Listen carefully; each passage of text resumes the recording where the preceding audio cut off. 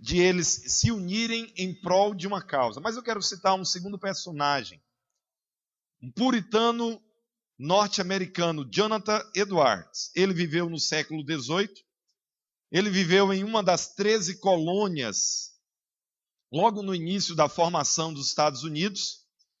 E Jonathan Edwards, ele é classificado, ele é lembrado como, se não o maior, talvez um dos maiores avivalistas que já houve na história da igreja. Do primeiro grande despertamento foi o principal, a principal mente teológica, o principal promotor, o principal incentivador.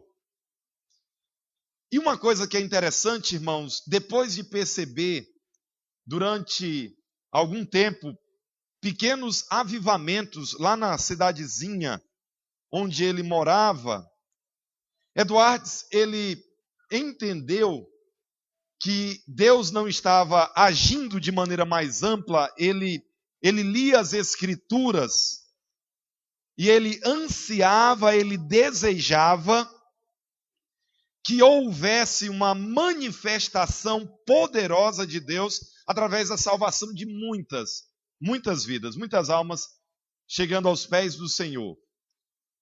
E na compreensão de Edwards, ele disse: as coisas não acontecem porque nós estamos divididos entre nós, porque nós estamos segregados.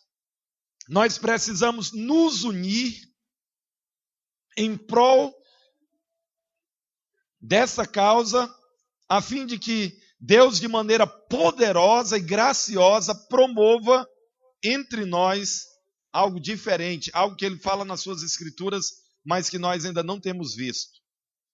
Jonathan Edwards promoveu uma espécie de movimento de oração entre todas as igrejas, ministros e irmãos que concordaram em participar. Ele fez isso com os ministros e com a igreja da Nova Inglaterra, com a igreja da Inglaterra, com a igreja da Escócia. Apesar de muito lento, eles se comunicavam por cartas, e eles, através daquela comunicação, da reflexão sobre o presente tempo, sobre um agir não tão poderoso de Deus, naqueles dias, eles, de comum acordo, se ajuntaram, se associaram, e através da oração, pelo espaço de 2 anos, eles escolheram 2 noites durante a semana em que eles marcaram para, no mesmo horário, estarem juntos, tantos quantos pudessem, clamando a Deus para que Deus derramasse o seu Espírito Santo e para que Deus promovesse a conversão de muitas e muitas almas. O resultado, irmãos, é que 2 anos depois, ou no ensejo desse movimento de oração, nos anos de 1740 até o ano de 1742, os historiadores falam desse período como o primeiro grande avivamento que aconteceu, pelo menos depois do contexto evangélico, depois da reforma protestante. E o detalhe é que, nesse período, eu imagino que muitos de nós aqui, se não todos, já ouvimos falar da mensagem pregada por Jonathan Edwards, pregadores nas mãos. Pregadores. Talvez, pode ser que alguns pregadores realmente devam estar nas mãos de um Deus irado. Mas a mensagem dele, pecadores nas mãos de um Deus irado. Foi um sermão em que as pessoas se agarravam aos bancos, às colunas da igreja, e eles clamavam a Deus, clamavam por misericórdia, chegaram a pedir para Edwards parar o sermão, porque não aguentavam mais a pressão de Deus. Entre eles, alguns choravam por causa dos seus pecados. A coisa aconteceu de maneira tão intensa que Edwards não conseguiu terminar a mensagem dele. Ele tinha os sermões escritos, muitas vezes lia, ou na maioria das vezes lia esses sermões. Ele não teve como terminar o seu sermão. De tal modo, aquele salão, aquela igreja, aquele lugar foi tomado por um senso da presença de Deus. Isso é só um relato breve do que aconteceu naquele grande despertamento. Centenas de pessoas sensíveis aos seus pecados, centenas, talvez milhares de pessoas quebrantadas. As conversas não eram mais sobre o Bahia e o Vitória, lá em São Paulo, sobre o Corinthians e o Palmeiras, ou outros times. As conversas não eram tanto mais sobre a novela, sobre quem estava traindo quem, sobre os programas, os reality shows que estão passando na TV. A conversa era sobre a Bíblia, a conversa era sobre o Evangelho, a conversa era sobre como Deus é maravilhoso em salvar pecadores como nós. E esse grande mover de Deus, ao que nos consta, durou até 1742. Uma história muito interessante. Quem puder ler e ter acesso, vale muito a pena. Eu estou contando essa história, irmãos, para falar do papel fundamental que a oração tem e pode ter na concretização da missão, no cumprimento da missão. Eu quero hoje pela manhã tentar inicialmente estabelecer um ponto. O Novo Testamento nos apresenta uma tradição na perseverança na oração. Essa frase não é minha, é de John Piper. O Novo Testamento nos apresenta uma tradição na perseverança na oração. O primeiro personagem e o principal personagem sobre essa tradição na perseverança na oração é o próprio Senhor Jesus. Deixa eu dar uma indicação, leia o Evangelho de Lucas e marque todas as vezes que Jesus está orando. Nós vamos encontrar ele orando em situações aparentemente comuns do dia.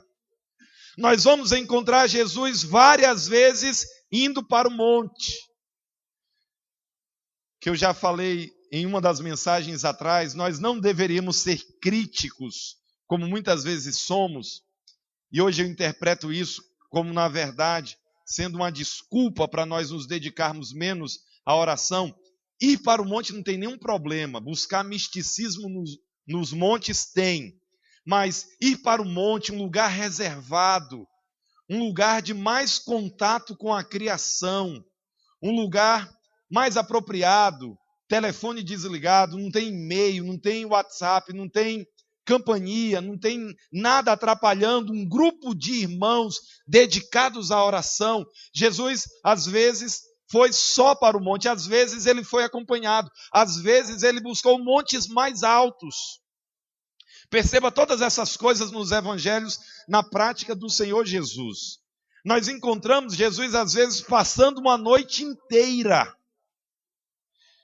Ao que tudo indica da linguagem usada pelos evangelistas, Jesus, então, iniciando o seu tempo de oração e as vigílias da noite passando e Jesus continuando na presença do Pai. Talvez de pé, de mãos erguidas, como um judeu convencional orava, ou talvez de joelhos, como também muitos judeus escolhiam esse modo de orar. O cântico que nós acabamos de cantar, eu estava vendo, fala de mãos, pés e voz. Era bacana se também a gente incluísse joelhos. Tudo para o louvor de Deus. Irmãos, o Senhor Jesus foi esse homem de oração. Ele foi dedicado à oração. Ele priorizou a oração. Certa vez, o Evangelho de Marcos nos fala acerca disso. Jesus está voltando de uma noite de oração e Pedro está dizendo: mestre, onde estava? Todos te procuram, pessoas leprosas, pessoas cegas, pessoas endemoniadas. Não eram pessoas que estavam procurando Jesus para ele tirar o gato da árvore. Eram pessoas que estavam procurando Jesus com problemas seríssimos. Eram pessoas que estavam procurando Jesus talvez como a sua última esperança. E Jesus certamente sabia da importância do seu ministério em curar, em expulsar demônios, em coisas que outras pessoas não faziam. Mas algo que é interessante para nós é que ele não deixava de orar. E eu quero, irmãos, que todos nós que temos uma agenda muito cheia, pensemos no exemplo do Senhor Jesus. Ele deixava coisas importantes de lado. Não é que ele menosprezava, não é que ele dizia, se vira. Nada disso. Mas a oração era algo mais importante. A oração tinha uma prioridade que fazia com que ele deixasse coisas importantes, encontros importantes, eventos importantes, ministrações importantes para estar naquela comunhão, naquela dependência, naquela ligação com o Pai. Uma tradição na oração é iniciada através da pessoa do Senhor Jesus. Eu estou pensando em termos de Novo Testamento. Irmãos, aparentemente, os apóstolos foram lentos em perceber essa importância da oração. Por quê? Porque muitas vezes eles estavam dormindo. Muitas vezes eles não estavam, Jesus levava eles juntos, mas eles não conseguiam, ou eles não tinham atentado para isso. Os apóstolos, na verdade, demoraram um tempo para aprender várias coisas. Jesus foi muito paciente com eles. Certa vez no monte, o Senhor está com eles, ele está prestes, Judas está vindo com a turba, e Jesus está voltando para eles e eles estão dormindo. E eles estão dormindo, nem por uma hora vocês puderam vigiar comigo. Orem, vigiem para que vocês não caiam em tentação. Mas, irmãos, quando nós abrimos o livro de Atos, nós percebemos que os apóstolos aprenderam a lição. Ainda que algum tempo depois, eles aprenderam a lição. Eu quero que você venha comigo para Atos dos Apóstolos.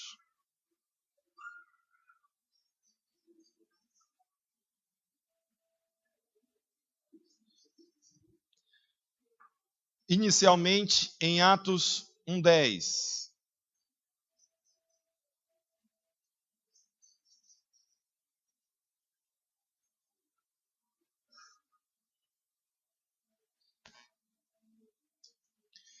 O texto diz: E estando eles com os olhos fitos no céu, enquanto Jesus subia, eis que 2 varões vestidos de branco se puseram ao lado deles, e lhes disseram: Varões galileus, por que estáis olhando para as alturas? Esse Jesus que dentre vós foi assunto ao céu, virá do modo como vistes subir. Então voltaram para Jerusalém, do monte chamado Olival, que dista daquela cidade tanto como a jornada de um sábado. Tanto como a jornada de um sábado. Quando ali entraram, subiram para o cenáculo onde se reuniam Pedro, João, Tiago, André, Filipe, Tomé, Bartolomeu, Mateus, Tiago, filho de Alfeu, Simão, Zelote e Judas, filho de Tiago. Veja o verso 14. Todos estes perseveravam unânimes em oração com as mulheres, com Maria, mãe de Jesus, e com os irmãos dele. A palavra perseveravam quer dizer se mantinham. A palavra perseveravam quer dizer continuavam.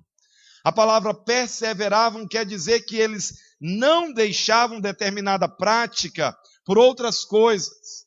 Eles não se deixavam distrair por outras coisas, eles se mantinham naquela prática. Um pouquinho mais à frente, Atos 2:42, passagem muito conhecida nossa. E perseveravam na doutrina dos apóstolos, e na comunhão, no partir do pão e nas orações. O extrato que Lucas nos dá do cotidiano da igreja primitiva é que, dentre outras coisas, eles se mantinham, eles permaneciam, eles perseveravam na oração. Atos 3, capítulo 1. Atos 3, versículo 1. Nos diz o texto: Pedro e João subiam ao templo para a oração da hora nona. Pedro e João, eles estavam indo, e o grande propósito de Lucas aqui não é falar sobre oração, mas falar sobre a cura de um homem que trouxe toda uma multidão e Pedro e João pregaram. Mas um detalhe que a gente não pode deixar escapar é que Pedro e João estavam subindo ao templo para a oração da hora nona, isso quer dizer 3 horas da tarde. Lá na nossa igreja nós usamos a NVI, acaba assim às vezes facilitando a nossa compreensão. Que hora nona? 3 horas da tarde. O judeu começava a contar o dia a partir das 6 da manhã. E irmãos, o detalhe é que eles estavam indo para um tempo de oração. O detalhe é que eles priorizavam a oração. O detalhe é que a oração, em meio a tudo que já estava acontecendo, continuava sendo importante para eles. O detalhe é que a oração continuava tendo lugar e amplo lugar. Avance um pouquinho mais. Atos 4, no verso 23, a partir do verso 23. O texto nos diz, uma vez soltos, eles foram chamados, açoitados, eles foram ameaçados. O texto diz, uma vez soltos, procuraram os irmãos e lhes contaram quantas coisas lhes haviam dito os principais sacerdotes e os anciãos. Isso é a primeira vez que está acontecendo. Ouvindo isto, fizeram um plano para esconder os apóstolos. É isso que o texto diz? Ouvindo isso, organizaram uma estratégia para que isso não viesse a acontecer de novo. Ouvindo isto, eles falaram com os apóstolos, olha, vamos fazer a coisa de uma maneira mais branda, para que as autoridades não façam mais isso. É isso que o texto diz? Ouvindo isto, unânimes, levantaram a voz a Deus e disseram, tu, soberano Senhor, que fizeste o céu, a terra, o mar e tudo que neles há. E aí a oração segue até o final. Lucas diz que o lugar tremeu, que eles ficaram cheios do Espírito Santo e que eles continuaram anunciando a salvação em Jesus Cristo. Agora, irmãos, uma pergunta que nós devemos fazer é por que a igreja reagiu assim, não dessas formas como eu mencionei, porque eles estavam acostumados a perseverar na oração. Porque a oração para eles era algo que tinha prioridade. Porque a oração estava no núcleo daquilo que era o principal que a igreja poderia e deveria fazer. Por isso eles reagem desse modo. Abramos mais uma vez para o texto que nós já consideramos brevemente, mas faz parte da construção do argumento. Atos 6, verso 4. Os irmãos já sabem o contexto. As viúvas disseram que estavam sendo esquecidas, houve uma murmuração, os apóstolos reuniram a comunidade. Olha, elejam homens com essas características. Atos 6, 4 diz, e quanto a nós, nos consagraremos à oração e ao ministério da palavra. Deixe-me dizer 2 coisas. Nós temos aqui uma igreja, não apenas apóstolos, não apenas líderes. O relato de Atos é suficiente para nós entendermos que essa igreja era dedicada à oração. Mas a oração, na compreensão dos apóstolos, era agora algo tão importante, algo tão necessário, algo tão vital, que surgindo outras coisas que não eram desprezíveis, eram coisas importantes. Se eles não tomassem, se eles não dessem a devida atenção, provavelmente a igreja de Jerusalém teria se dividido. As devidas providências foram tomadas. Agora, os apóstolos disseram, coloquem esses homens e nós nos consagraremos, nós perseveraremos, nós nos manteremos, nós não deixaremos de lado. Eles dizem aqui a oração e o ministério da palavra. Eu quero fazer uma breve pausa. E eu queria que essa ilustração ficasse na sua mente como ficou na minha. Nós precisamos ser um pássaro com as 2 asas funcionando muito bem. Pássaro que só tem uma asa boa não faz os devidos voos. Irmãos, eu entendo que para nós é claro que a palavra de Deus deve ter um grande espaço nas nossas vidas. Nós enfatizamos isso. Os pregadores enfatizam isso. Nós distribuímos as folhas, olha, a leitura anual da Bíblia, ou a leitura do Novo Testamento, a leitura cronológica, a leitura de partes da Bíblia. Estamos enfatizando a leitura da Bíblia, a leitura conjunta do Novo Testamento. Igrejas se reúnem para tirar uma semana do ano e vamos ler juntos o Novo Testamento inteiro. E nós fazemos isso. Agora, eu fico com a impressão que nós somos, às vezes, um pássaro que só tem uma asa funcionando bem. E que a outra asa, ela parece que ou está baleada, ou está adoecida, ou alguma coisa acontece que essa outra asa não funciona bem. Não de acordo com o espelho das Escrituras.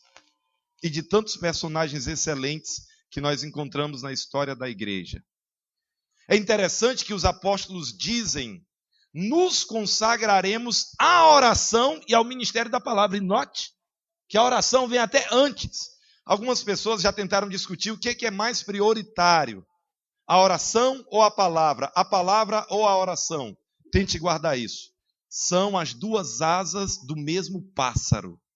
As duas coisas têm que funcionar muito bem. Não pode ser apenas uma parte. Não pode ser apenas uma asa. Esse pássaro, ele não vai planar, ele não vai alçar voo. Ou talvez vai fazer de maneira defeituosa. É muito importante, irmãos, que nós desenvolvamos uma perseverança na oração. Poderíamos ainda mencionar outras passagens. Chegue a Atos 12.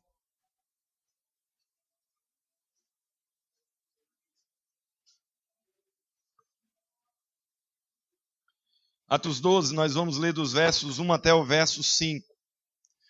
Por aquele tempo, mandou o rei Herodes prender alguns da igreja para os maltratar, fazendo passar a fio de espada a Tiago, irmão de João.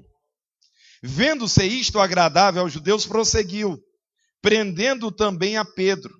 E eram os dias dos pães asmos. Tendo-o feito prender, lançou-o no cárcere, entregando-o a 4 escoltas de 4 soldados, cada uma, para o guardarem, tencionando apresentá-lo ao povo depois da Páscoa. Olha o verso 5. Pedro, pois, estava guardado no cárcere. Pedro estava preso.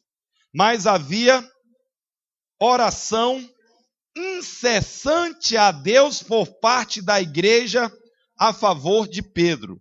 A palavra incessante aqui poderia ser traduzida como oração vigorosa, como oração fervorosa. Aquilo que já foi dito aqui de um clamor, oração intensa. Uma igreja que estava se derramando na presença de Deus e clamando, suplicando: ó Deus, liberta Pedro. Ó Deus, não deixa que ele venha cair pelas mãos das autoridades. A igreja orando intensamente, orando. Pedro estava guardado no cárcere, mas havia oração incessante a Deus por parte da igreja a favor dele. Nós temos no Novo Testamento uma tradição de perseverança na oração. Essa tradição ela é iniciada com o Senhor Jesus. A continuidade dessa tradição é visto naquilo que os apóstolos e a igreja primitiva fez naquele início da igreja. Irmãos, não para aí. Talvez, se não o maior difusor dessa tradição de perseverança na oração tenha sido o apóstolo Paulo. Deixe-me mais citar, se alguém desejar, pastor, eu queria com todas as referências eu posso passar para os irmãos. Deixe-me dizer que Paulo era alguém tão dedicado à oração que nas cartas dele nós encontramos, vira e mexe, oração. Ele registrando as suas orações. Se você ler, por exemplo, a carta aos Efésios, no final do capítulo 1, uma oração registrada. No final do capítulo 3, uma outra oração registrada. Chegando já no final de Efésios 6, Paulo está falando acerca da importância dos crentes orarem por todos os santos e em todo o tempo, de se manterem orando. Se nós olharmos as cartas de Paulo, ele vai dizer: orem sem cessar, perseverem na oração, se mantenham na oração. Então Paulo era alguém que ele mesmo fazia, ele mesmo orava, ele mesmo recomendava, e ele muito provavelmente foi uma influência avassaladora em termos de oração. Agora eu quero convidar você para demorar um pouco mais em Colossenses capítulo 4. Irmãos, nós vamos demorar um pouco mais em Colossenses capítulo 4. Eu quero falar que o restante do Novo Testamento corrobora a continuidade dessa tradição na perseverança na oração. Leia as cartas de Pedro, leia Tiago. Tiago, ele mesmo era alguém muito aplicado à oração. E lá em capítulo 4 ele diz: vocês não recebem porque vocês não pedem. Vocês pedem, mas não recebem porque vocês pedem para esbanjar nos seus próprios desejos, nos seus deleites. O que Tiago está dizendo é o seguinte: se nós pedirmos, Deus vai atender. João diz a mesma coisa na sua primeira carta. Aquilo que nós pedimos a Deus, sendo da vontade de Deus, nós temos o sim de Deus. Tiago diz: olhe para Elias. Ele não era um super-herói gospel. Ele era alguém humano como nós. E ele orou, e Deus fez coisas extraordinárias. Deus interrompeu a chuva, depois de algum tempo, ele orou de novo por aquele propósito, e Deus mandou chuva de novo. Entendam, irmãos, ele era humano como nós. Tiago está argumentando e está incentivando o seu auditório, as pessoas, a sua audiência, as pessoas a quem ele escreveu, a perseverarem, a serem dedicados à oração. Essa tradição de perseverança na oração, ela é característica de todo o Novo Testamento. Mas eu quero que nós falemos um pouco do exemplo de um homem, Epafrodito. Esse homem, Epafrodito, ele muito provavelmente ele foi treinado por Paulo na escola de pregadores, e Paulo começou na escola de Tirano, conforme está escrito lá em Atos 19:10. Paulo, estando em Éfeso, ele pregou durante alguns meses, e aí chegou aquele momento que os judeus iniciaram a perseguição. Paulo separou os discípulos e passou a ensiná-los diariamente na escola de Tirano. E Lucas nos diz que isso aconteceu pelo espaço de 2 anos de sorte, que toda a Ásia, judeus e gentios, ouviram o Evangelho. Paulo tinha uma obsessão santa pela difusão do Evangelho. E ele viu que isso também é algo bem comum desde o Antigo Testamento, da fundação da escola de profetas. No Novo Testamento, Jesus chamando os seus apóstolos, através da multiplicação de obreiros, isso poderia acontecer. Epáfras, muito provavelmente, é um desses homens que foi treinado por Paulo ali. E Epáfras, ele provavelmente era dentre os colossenses. Se você ler Colossenses 1:7, Paulo fala de Epáfras, um de vocês. Não foi Paulo quem iniciou essa igreja lá em Colossos, mas Epafrodito. Mas eu quero, irmãos, que nós pensemos no exemplo de Epafrodito em termos de oração. Ele está naquele contexto final da saudação, das suas saudações finais. Saúda-vos fulano de tal, saúda-vos Beltrano. Até que nos versos 12 e 13 ele vai falar de Epáfras. Saúda-vos Epáfras, que é dentre vós. Isso quer dizer, ou que ele foi o fundador, ou que ele era natural. Provavelmente as duas coisas. Ele era natural dentre eles, dentre os colossenses, e que ele havia fundado a igreja ali. Que é dentre vós, servo de Cristo Jesus. Agora, note a frase seguinte. O qual se esforça sobremaneira, continuamente por vós, em que? Cruzando os dedos, ou a igreja de Colossos, ou aquela igreja que deu tudo certo, ou então ele ficava com o pessoal que eu conheci, antes de conhecer o Evangelho, eu fui em uma reunião daquele pessoal da igreja local, e eles ficam desde a hora que eles iniciam até o final, ó Senhor Jesus, ó Senhor Jesus.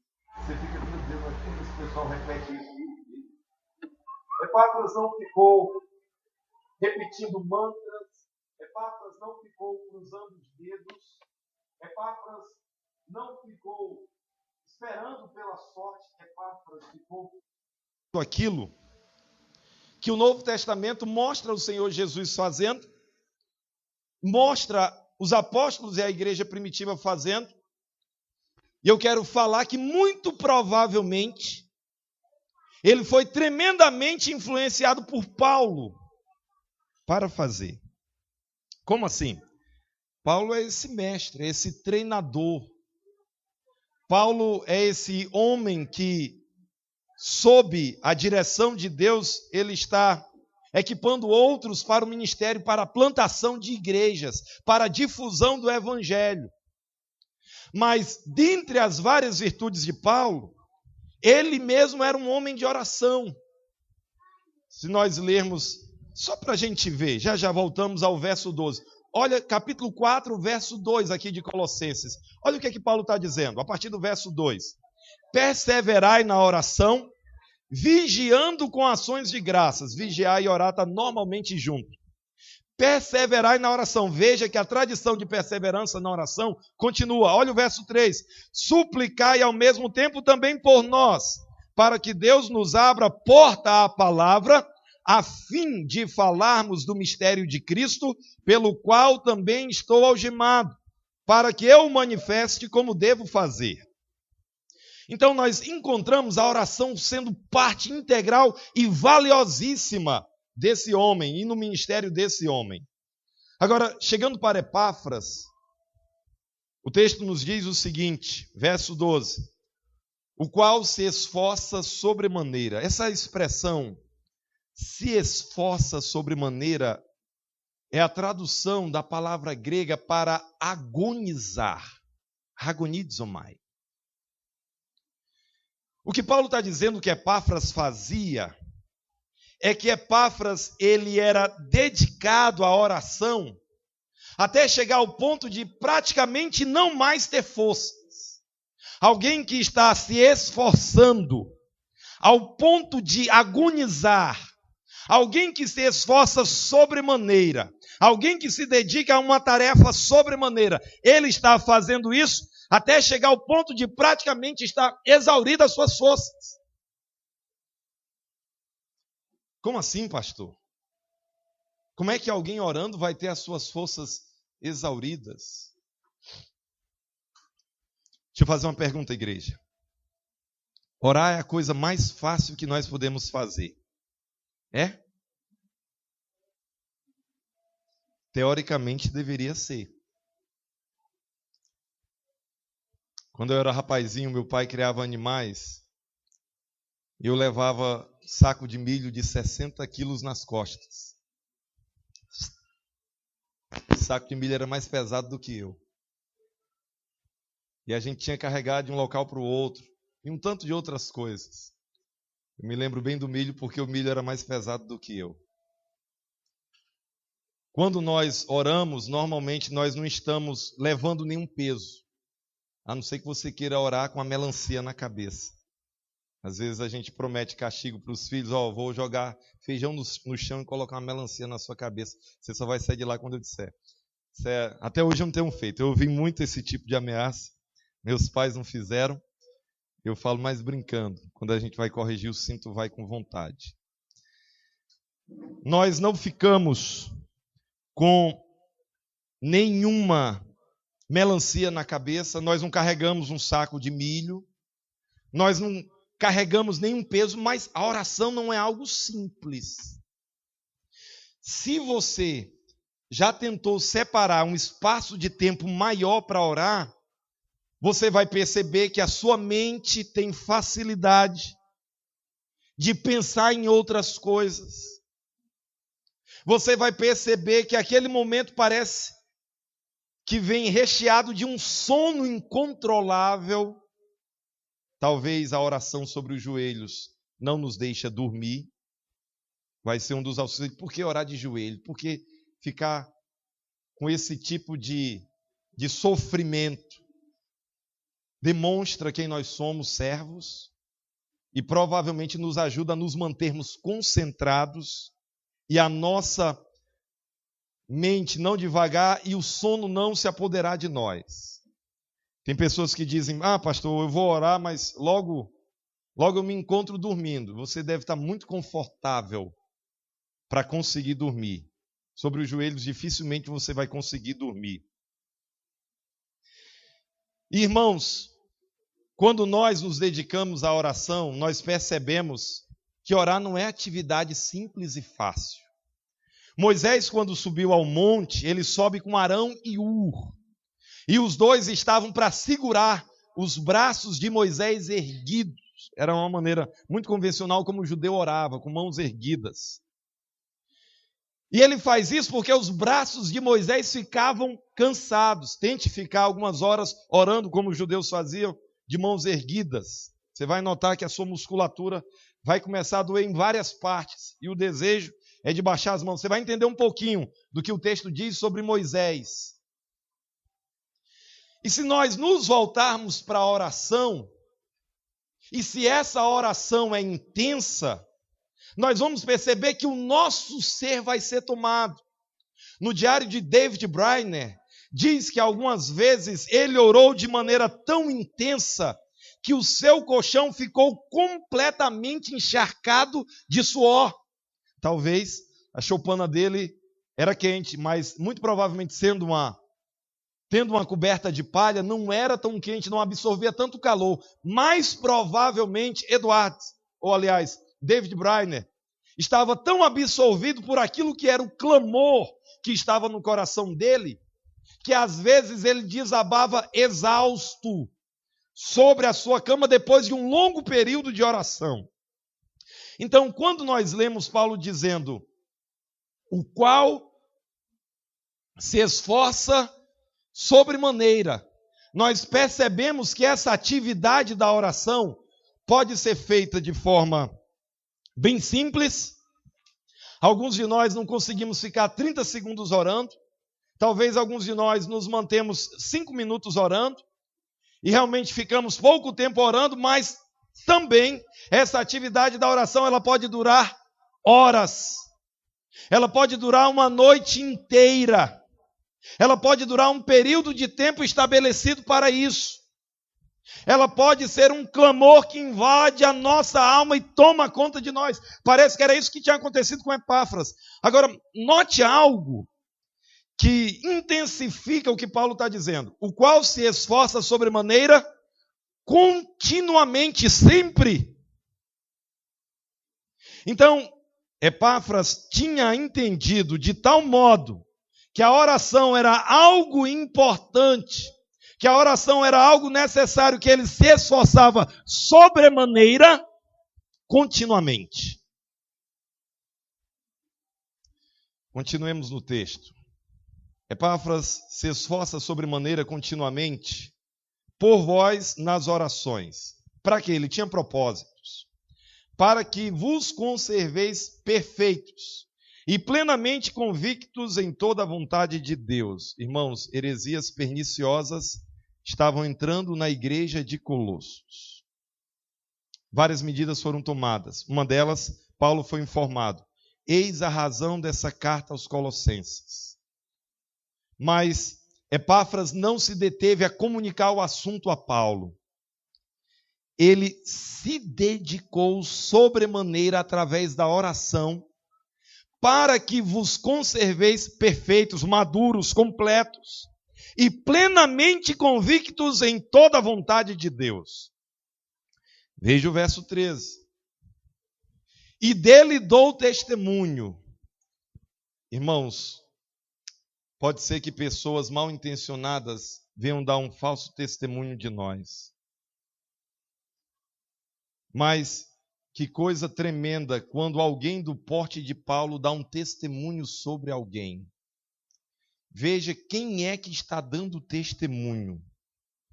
Paulo diz: e dele dou testemunho de que muito se preocupa por vós. Eu lamento muito que a atualizada tenha traduzido a palavra no original por muito se preocupa. A ideia no original é de que ele muito trabalha. Eu imagino que talvez uma boa parte de nós aqui já ouvimos falar dos 10 ou 12 trabalhos de Hércules. Parte da mitologia antiga em que Hércules fez vários trabalhos que eram sobre-humanos.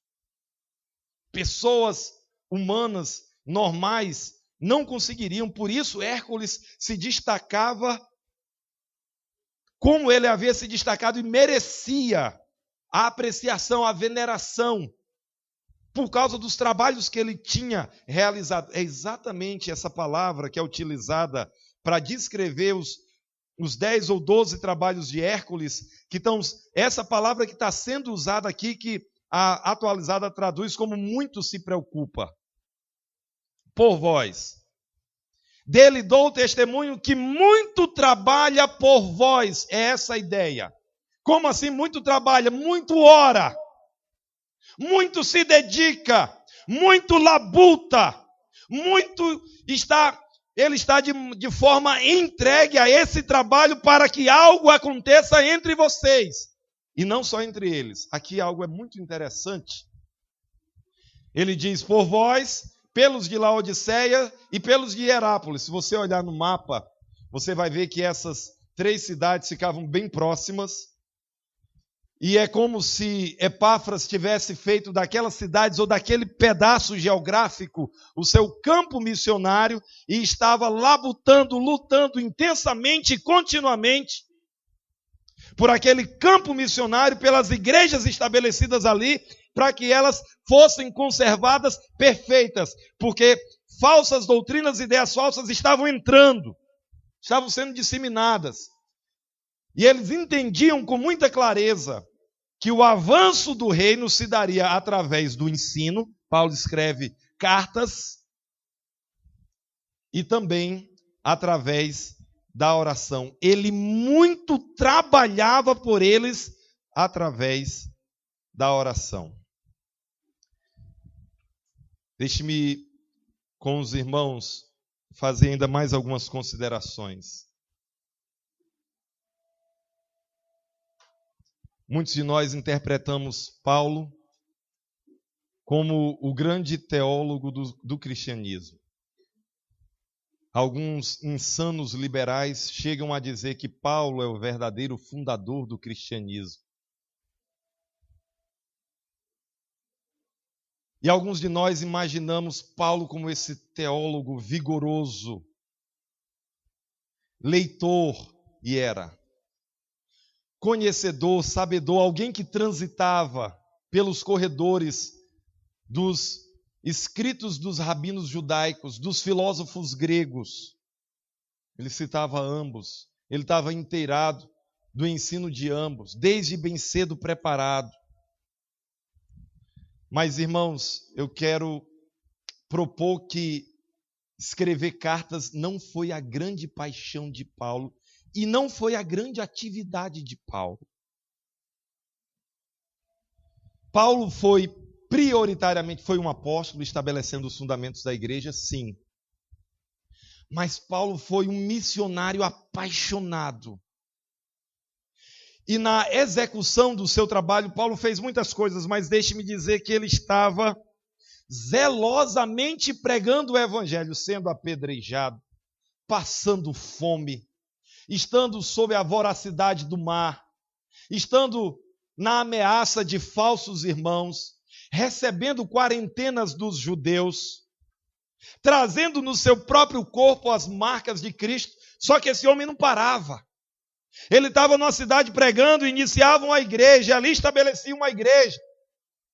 E daqui a pouco tempo vinha a perseguição. Quando ele podia continuar, ele continuava. Quando ele não podia, ele ia para outra cidade. E estava pregando em outra cidade, estabelecendo igreja em outra cidade, formando líderes, treinando líderes, para que a mensagem fosse multiplicada. Do mesmo jeito que muito provavelmente foi Deus quem direcionou a perseguição, o permitiu. A perseguição à igreja de Jerusalém. Vocês estão gostando demais de ficar em Jerusalém. Vocês entenderam só parte da mensagem. Eu quero vocês espalhados. Aí Deus, uma perseguiçãozinha para espalhar o pessoal. Muito provavelmente, Deus diz, Paulo, eu estou muito alegre, eu estou muito satisfeito com o seu zelo, mas Paulo, eu quero você orando mais. A principal atividade de Paulo na cadeia é escrever cartas. Eu preciso lhe falar que Paulo ficou preso praticamente 5 anos, 2 anos em Cesareia. Ele está em quase que 1 ano em transição para Roma. E Lucas nos fala de 2 anos preso em Roma. Enquanto Paulo estava preso, ele não escreveu a sua principal carta. A sua principal carta foi Romanos, ou a teologicamente mais expressiva. Talvez uma das mais expressivas é Efésios, mas é uma carta curta. Ela é chamada por alguns de a carta gêmea, juntamente com Colossenses. Provavelmente Paulo escreve Colossenses e faz uma expansão quando escreve Efésios. Escreveu ainda também na cadeia a carta a Filemon e a carta aos Filipenses. E no seu último aprisionamento, a 2ª carta a Timóteo. Olhando o tempo que Paulo ficou preso, observando a capacidade teológica de Paulo e o tamanho das cartas que ele escreveu, 1 aos Coríntios muito maior do que as demais, 2 aos Coríntios muito maior do que as demais, Romanos muito maior do que as demais. Nós podemos concluir que a principal atividade de Paulo não era escrever tratados teológicos. Alguns de nós queremos pensar que sim. Alguns excelentes escritores hoje chegam a publicar 3 livros por ano, irmãos. Isso é quase que sobre-humano. Livros decentes. Mas alguns chegam a publicar quase que 3 por ano. São pessoas muito dedicadas à escrita. E graças a Deus pela vida desses homens. Eu não estou para diminuir em nada. Mas eu estou para dizer que provavelmente a principal atividade de Paulo na cadeia era orar. Orar. Se nós dissermos a principal atividade dele na cadeia era escrever cartas, então Paulo estava muito preguiçoso. Paulo estava pouco concentrado. Talvez devia estar numa crise depressiva, violenta. Nada disso é verdade. Muito provavelmente Epáfras viu em Paulo esse homem de oração, esse homem que agonizava na oração, esse homem que era constante, perseverante na oração, esse homem que se mantinha orando, dedicado, colocando as igrejas. Na sua 2ª carta aos Coríntios, ele fala de um peso que ele tinha pelas igrejas. Não pense em Paulo, em alguém preocupado, em alguém tomado de ansiedade. Ele mesmo escreve lá aos Filipenses, dizendo que eles não deveriam ter qualquer ansiedade, pelo contrário, deveriam colocar todas as inquietações deles diante de Deus com ações de graças e súplicas. E o Deus da paz guardará os vossos corações, mentes e corações em Cristo Jesus. Filipenses 4, 6 e 7. Então quer dizer que Paulo era esse homem que dizia que os crentes não deveriam estar inquietos, mas que deveriam transformar a inquietação em oração, e ele estava lá na cadeia, roendo as unhas, arrancando os cabelos. Você consegue imaginar isso? Não! Nós conseguimos imaginar um Paulo de joelhos, orando, entendendo que a obra era estabelecida não pela sabedoria dele, não pela força dele, não pelo braço humano, mas pelo poder de Deus. Como ele bem escreve na sua carta, sua primeira carta aos Coríntios, capítulo 2, para que a fé de vocês não se apoiasse em sabedoria humana, mas no poder de Deus. Irmãos, há uma tradição de perseverança na oração no Novo Testamento.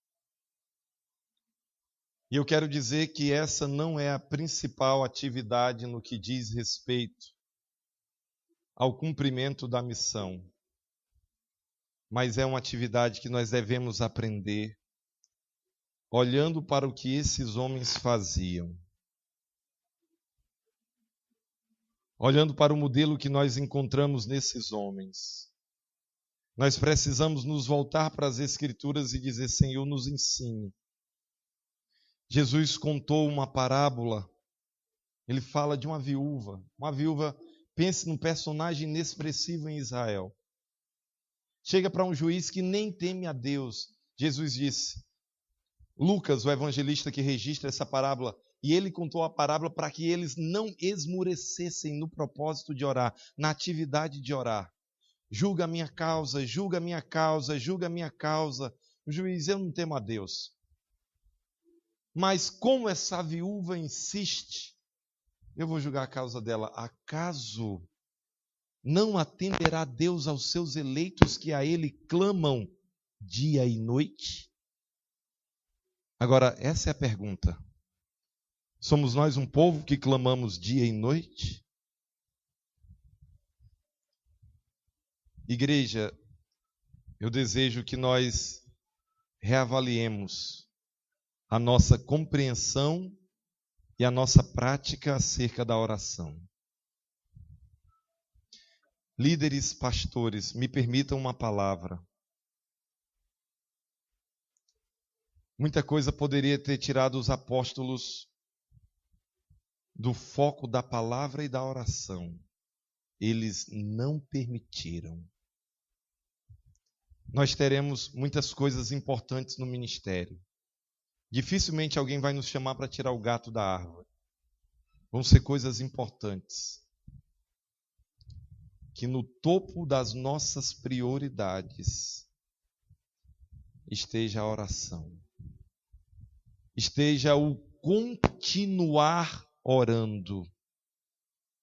Que Deus se agrade de nos ensinar o que é agonizar em oração.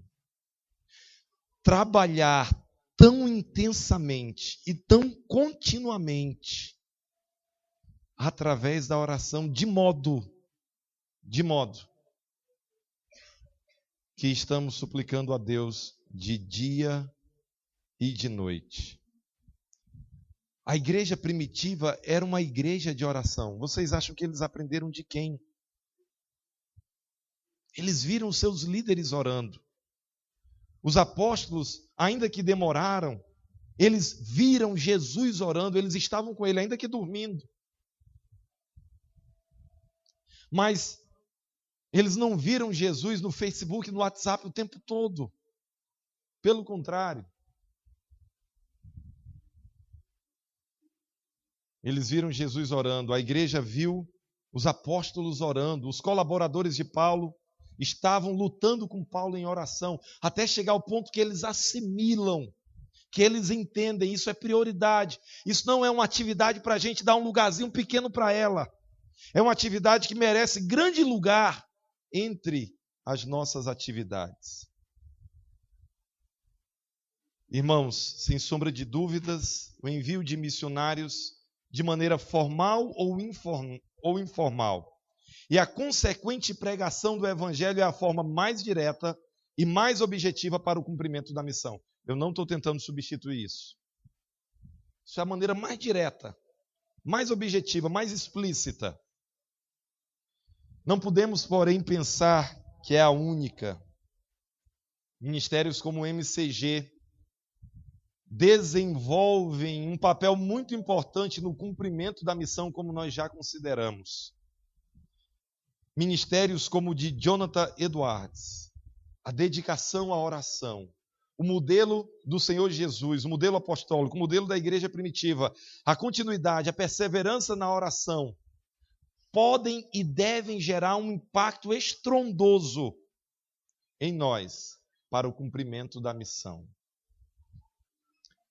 Que lugar eu e você temos dado à oração a fim de que aconteça a efetivação do cumprimento da missão?